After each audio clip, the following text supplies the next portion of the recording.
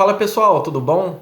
Então, eu tenho nesses últimos dias analisado a forma como nós nos relacionamos com pessoas próximas da gente. E eu tenho percebido de que na maioria das vezes a gente só fala sobre aquilo que nós vemos. Só falamos sobre características exteriores das pessoas, do indivíduo. Quer ver um exemplo? Pense em uma situação onde você há muito tempo não vê um amigo ou um familiar. O que será que essa pessoa ela te fala logo que ela te vê? As primeiras palavras, os primeiros comentários. Se você pensar bem, você vai ver que na maioria das vezes essa pessoa ela vai taxar algum comentário sobre a sua aparência. Cara, como que você engordou?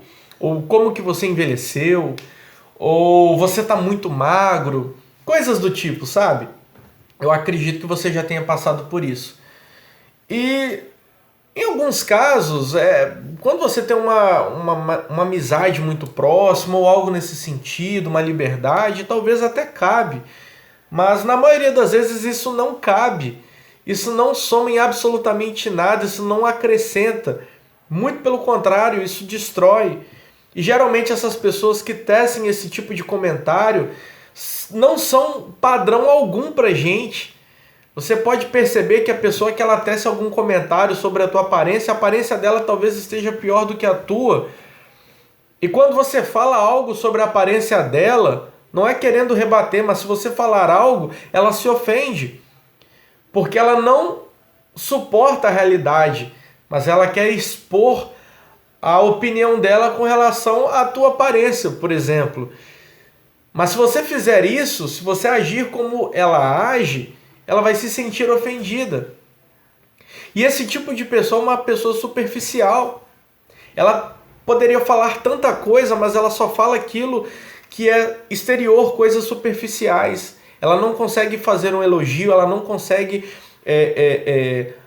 falar algo que seja positivo ou qualquer um outro assunto.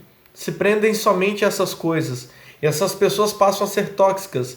Pessoas que não acrescentam em absolutamente nada, muito pelo contrário, que conseguem destruir o pouco que talvez nós temos.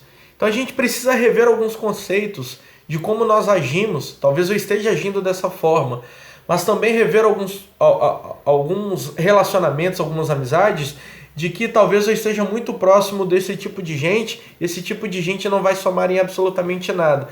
Talvez seja o momento de você se distanciar, de cortar esse cordão, porque pessoas que só nos analisam por aquilo que nós somos exteriormente, talvez não são pessoas muito boas para caminharem com a gente.